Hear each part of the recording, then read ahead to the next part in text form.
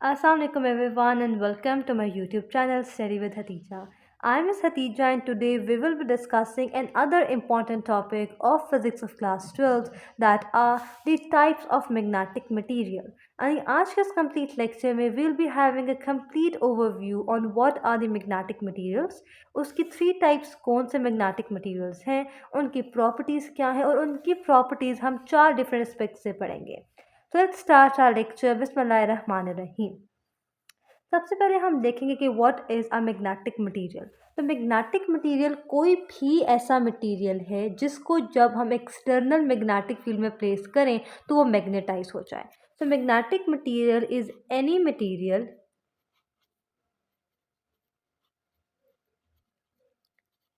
that is magnetized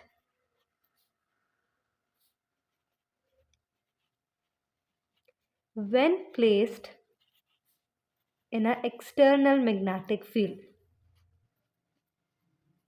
यानी magnetic material एक ऐसा मटेरियल है जिसको जब हम एक एक्सटर्नल मैग्नेटिक फील्ड में प्लेस करें तो वो मैग्नेटाइज हो जाए, यानी उसके अंदर कुछ मैग्नेटिक फ्लक्स उसे पास थ्रू करे और उसके अंदर कुछ मैग्नेटिज्म स्टोर हो जाए. यानी मैग्नेटिक मटेरियल कोई भी ऐसा मटेरियल है, वो सॉलिड लिक्विड गैस कुछ भी हो सकता है, जिसको अगर हम एक एक्सटर्नल मैग्नेटिक फील्ड में पुट करें तो वो मैग्नेटाइज हो जाए. अब हमारे पास तीन डिफरेंट तरीके के मैग्नेटिक मटेरियल हैं जिनको नेम हम देते हैं डायमैग्नेटिक, पैरामैग्नेटिक एंड फेरोमैग्नेटिक. इस टॉपिक में बजाय इसके कि मैं तमाम टॉपिक्स को अलग अलग एलैबोरेट करूं, मैं उनको in the form of a comparison explain करूंगी. इस कंपैरिजन से क्या होगा कि एक तो अंडरस्टैंडिंग में बहुत इजी हो जाएगा, हम डिफ्रेंशिएट कर पाएंगे, डिस्टिंग्विश कर पाएंगे कि कौन सी ऐसी प्रॉपर्टीज़ है जो इन तीनों को डिफर है, जो इन तीनों में डिफरेंट है. तो अगर हम स्टार्ट करें with our first property in hand that is in the absence of magnetic field. यानी अगर हमारे पास डायमैग्नेटिक, पैरा या फिर फेरोमैग्नेटिक मटेरियल हैं और उनको हमने एक मैग्नेटिक फील्ड में प्लेस नहीं किया तो फिर वो किस तरह की कंडीशन एग्जिबिट करेंगे. अगर हम डायमैग्नेटिक की मैं बात करें, so diamagnetic material in the absence of magnetic field non magnetised होता है. यानी इसके अंदर कुछ भी मैग्नेटिक फ्लक्स नहीं होता, ये मैग्नेट के तौर पे काम नहीं करता, ये नॉन मैग्नेटाइज्ड होता है. और रीज़न क्या है इसके नॉन मैग्नेटाइज्ड होने की? अगर मैं बात करूँ कि ये मेरे पास डायमैग्नेटिक मटेरियल के कुछ एटम्स हैं. अब हम सब जानते हैं कि जो मैग्नेटिक फील्ड प्रोड्यूस्ड होती है वो ऑर्बिटल और spin motion of an electron की वजह से बनती है. तो डायमैग्नेटिक मटेरियल में हर एटम के जो इलेक्ट्रॉन्स होते हैं उनका जो स्पिन और ऑर्बिटल मोशन होता है वो इस तरह होता है कि वो जो उसके साथ वाले या फिर दूसरे एटम से ऑपोजिट होता है. फॉर एग्जांपल, अगर मेरे पास एक एटम की इलेक्ट्रॉन की ऑर्बिटल स्पिन मोशन इस डायरेक्शन में है तो उसके एडजेसेंट या फिर उसके दूर वाले के उससे अपोजिट डायरेक्शन में होगा. यानी जो भी हमारे पास इलेक्ट्रॉन्स हैं वो एक दूसरे को इफेक्ट को कैंसिल आउट कर देंगी. अगर एक की जो डायरेक्शन है वो टूवर्ड्स राइट है तो दूसरे की टूवर्ड्स लेफ्ट होगी. इससे हमारे पास क्या होता है कि जो नेट अफेक्ट या नेट मैग्नेटिक फील्ड होती है इस डायमैग्नेटिक मटेरियल की वो ज़ीरो होती है. और ज़ीरो क्यों होती है? क्योंकि हमारे पास जो स्पिन और ऑर्बिटल मोशन इलेक्ट्रॉन का वो आपस में दूसरे को कैंसिल आउट कर देते हैं. एक और बहुत मेजर रीज़न इनकी नॉन मैग्नेटाइज्ड होने की है इनके वैलेंस इलेक्ट्रॉन्स. जो हमारे पास डायमैग्नेटिक के वैलेंस इलेक्ट्रॉन्स होते हैं वो in the form of pair exist करते हैं. फॉर एग्जांपल अगर मैं ड्रॉ करूँ तो वो कुछ इस तरह एग्जिस्ट करते हैं. यानी हमारे पास एक पेयर की फॉर्म पे इलेक्ट्रॉन्स प्रेजेंट हैं. अब पेयर पे क्या होता है कि हमने पढ़ा हुआ है कि जो स्पिन क्वांटम होता है, अगर एक पेयर का हमारे पास, अगर एक पेयर में जो इलेक्ट्रॉन है, for example this is the electron, उसका +1/2 है तो जो उसके साथ वाला इलेक्ट्रॉन होगा उसका -1/2 होगा. और दूसरे के ऑपोजिट होता है. इस ऑपोजिट होने से क्या होता है कि जो उनका नेट मैग्नेटिक फील्ड प्रोड्यूस्ड हो रही है वो ज़ीरो हो जाती है. सो दो रीजन है डायमैग्नेटिक के नॉन मैग्नेटाइज्ड होने के, इन the absence of magnetic field. One is the opposite spin and orbital motion of the electron, second is the valence electron के वो सारे paired होते हैं. अब हम आते हैं पैरामैग्नेटिक मटेरियल में. So paramagnetic material in the absence of magnetic field या तो वो वीकली मैग्नेटाइज्ड होते हैं या फिर नहीं होते. अगर हम इस पॉइंट को रेफ़र करें कि वो वीकली मैग्नेटाइज्ड होते हैं, तो वो किस तरह वीकली मैग्नेटाइज्ड होते हैं। इस तरह मैं डायग्राम बनाती हूँ कि मेरे पास कुछ ही एटम्स हैं पैरामैग्नेटिक मटीरियल के। पैरामैग्नेटिक मटीरियल में क्या होता है कि ऑल्दो जो उनके हमारे पास इलेक्ट्रॉन्स की स्पिन और ऑर्बिटल मोशन है जो कि मैग्नेटिक फील्ड प्रोड्यूस करती है किसी भी एटम में, वो इन सब की आपस में सेम नहीं होगी, बट एग्जैक्ट ऑपोजिट भी नहीं होगी। वो इस तरह होगी कि ये एक दूसरे को सपोर्ट करेंगे, यानी रैंडम डायरेक्शन में प्लेस्ड हैं, बट कोई भी किसी के एग्जैक्ट ऑपोजिट या फिर एग्जैक्ट उसके सेम नहीं है, यानी उनकी डायरेक्शन जो है वो रैंडम सी है। इस रैंडम डायरेक्शन से क्या होता है कि जो हर एटम जो है वो टाइनी मैग्नेट के तौर पे काम करता है। उस टाइनी मैग्नेट को जब हम एज अ होल देखते हैं तो हमारे पास जो पैरामैग्नेटिक मटीरियल होते हैं वो वीकली मैग्नेटाइज्ड हो जाते हैं इन the absence of magnetic field. Reason being that कि जो हमारे पास ये सारे एटम्स प्रेजेंट हैं, इनके अंदर जो इलेक्ट्रॉन्स हैं उनकी ऑर्बिटल स्पिन मोशन आपस में एग्जैक्टली ऑपोजिट नहीं है। हाँ, बेशक रैंडम मोशन है, एक सेम डायरेक्शन में नहीं है, बट रैंडम मोशन से क्या होता है कि जो हर एटम है वो टाइनी मैग्नेट के तौर पे एक्ट करेगा, और वो टाइनी मैग्नेट तौर पे एक्ट करेगा तो एज अ होल जो पैरामैग्नेटिक वो वीकली मैग्नेटाइज्ड हो जाएंगे। जो अगली बात मेरे पास आती है again that are the valence electrons. Paramagnetic material में जो वैलेंस इलेक्ट्रॉन्स हैं उनमें एटलीस्ट एक वैलेंस इलेक्ट्रॉन हमारे पास अनपेयर्ड होता है, यानी कुछ इस तरह, यानी एक इलेक्ट्रॉन एटलीस्ट हमारे पास एक इलेक्ट्रॉन जो होता है हमारे पास अनपेयर्ड प्रेजेंट होता है। वन इलेक्ट्रॉन इज अनपेयर्ड,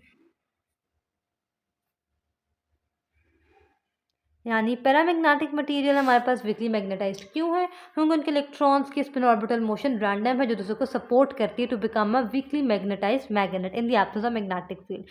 साथ ही उसके जो वैलेंस इलेक्ट्रॉन्स हैं उन्हें हमारे पास एटलीस्ट एक इलेक्ट्रॉन अनपेयर्ड प्रेजेंट होता है। अब आते हैं फेरोमैग्नेटिक मटीरियल पे। तो ferromagnetic material in the absence of magnetic field एक स्ट्रॉन्ग परमानेंट मैग्नेट के तौर पे काम करते हैं।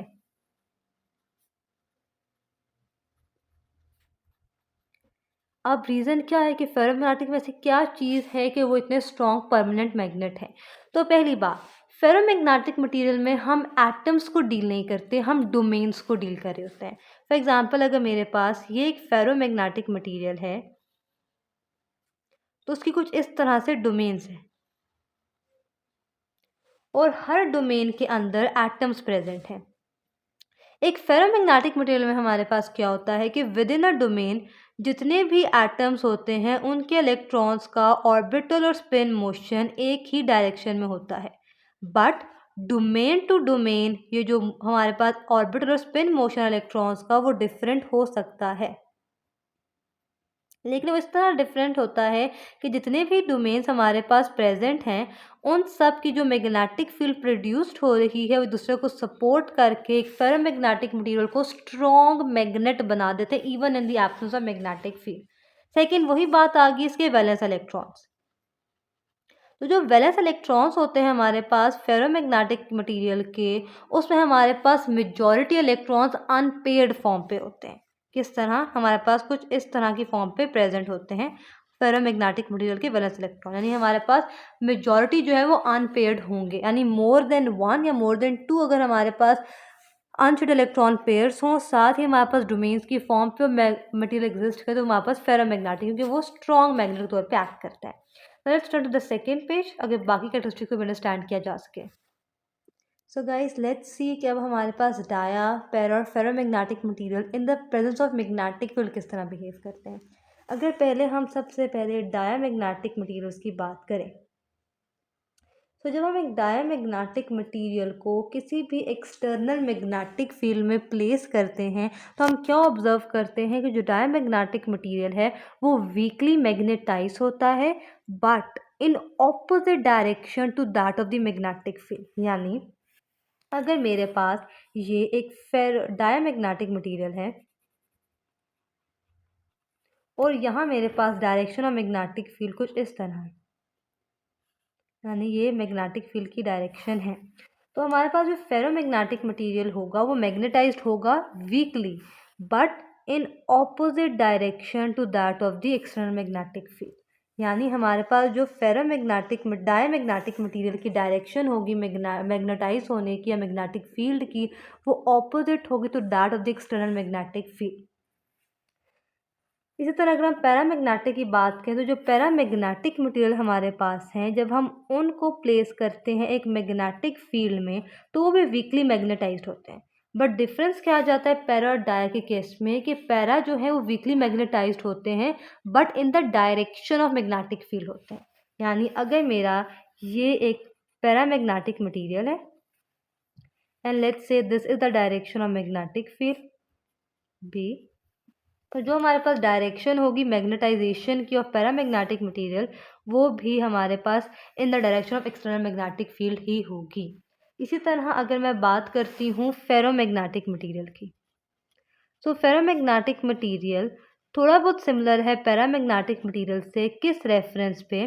कि जो फेरोमैग्नेटिक मटेरियल है वो भी मैग्नेटाइज होता है इन the direction of magnetic field, but difference क्या आता है कि ये स्ट्रांगली मैग्नेटाइज्ड होता है। यानी let's say this is another ferromagnetic material, this is my external magnetic field B, और जो मैग्नेटिक फील्ड इस फेरोमैग्नेटिक मटेरियल की है वो जो है वो बहुत स्ट्रॉन्ग है, यानी इन द डायरेक्शन है और स्ट्रांगली मैग्नेटाइज्ड। यानी मेन पॉइंट्स क्या आते हैं यहाँ?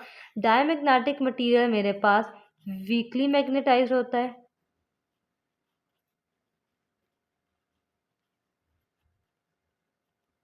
और किस में? ऑपोजिट डायरेक्शन में। जबकि पैरामैग्नेटिक मटेरियल मेरे पास वीकली मैग्नेटाइज तो होता है, बट डिफरेंस कहाँ से आता है कि ये इन द डायरेक्शन ऑफ मैग्नेटिक यानी अलोंग द डायरेक्शन होता है।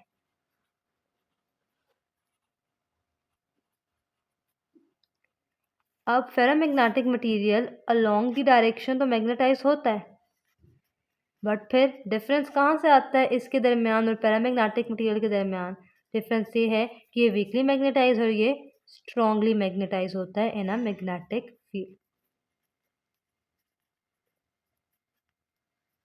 अब एक और टर्म हम डिस्कस करते हैं कि क्या हो कि अगर हम एक नॉन यूनिफॉर्म मैग्नेटिक फील्ड में इन तीनों को प्लेस करें।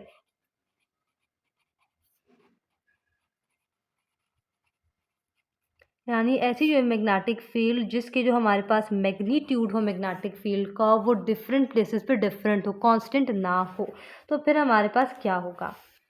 अगर हम एक डायमैग्नेटिक मटेरियल को एक नॉन यूनिफॉर्म मैग्नेटिक फील्ड में प्लेस करेंगे तो हमारे पास for example this is the area of strong magnetic field और हमारे पास ये एरिया है वीक मैग्नेटिक फील्ड का। तो जो हमारे पास डायमैग्नेटिक मटेरियल होगा क्योंकि वो ऑपोजिट डायरेक्शन पे जाता है तो क्या करेगा? स्ट्रॉन्ग की तरफ से रिपेल होता हुआ वीक की तरफ मूव करेगा। यानी जो हमारे पास डायमैग्नेटिक मटेरियल है when placed in a non uniform magnetic field तो वो स्ट्रॉन्ग मैग्नेटिक फील्ड से होते हुए वीक की तरफ अट्रैक्ट होगा या फिर स्ट्रॉन्ग से रिपेल होके वीक की तरफ मूव करेगा। Same is the case with paramagnetic, ये हमारे पास स्ट्रॉन्ग है और यहाँ हमारे पास वीक मैग्नेटिक फील्ड आती है। अब हमने इस कॉन्सेप्ट को अपने जहन पे रखना है कि अलोंग द डायरेक्शन होता है और डायरेक्शन हमारे पास क्या है? वीक से स्ट्रॉन्ग की तरफ जा रहा है, तो जो पैरामैग्नेटिक मटेरियल हमारे पास होगा वो हमेशा स्ट्रॉन्ग की तरफ वीकली अट्रैक्ट होगा। स्ट्रॉन्गली नहीं बट होगा स्ट्रॉन्ग फील्ड की तरफ ही बट वीकली अट्रैक्ट होगा। इसी तरह अगर हम एक फेरामैग्नेटिक मटेरियल को एक नॉन यूनिफॉर्म मैग्नेटिक फील्ड में प्लेस करें, उसका एक एंड स्ट्रॉन्ग फील्ड पे मबनी है और एक हमारे पास वीक फील्ड वाला एरिया है, फिर हम क्या देखेंगे? जो फेरोमैग्नेटिक मटेरियल है वो ग्रेटली अट्रैक्ट होगा टूवर्ड द स्ट्रॉन्ग साइड। यानी अगर नॉन यूनिफॉर्म मैग्नेटिक फील्ड है तो डायमैग्नेटिक फील्ड क्योंकि मैग्नेटिक फील्ड को रिपेल करता है, उसे ऑपोजिट डायरेक्शन में जाता है, तो स्ट्रॉन्ग से वीक की तरफ जाएगा। जबकि पैरा वीक से स्ट्रॉन्ग तरफ जाएगा, वीकली अट्रैक्ट होगा, और हमारे पास फेरोमैग्नेटिक मटेरियल स्ट्रॉन्गली मूव करेंगे वीक से स्ट्रॉन्ग साइड की तरफ।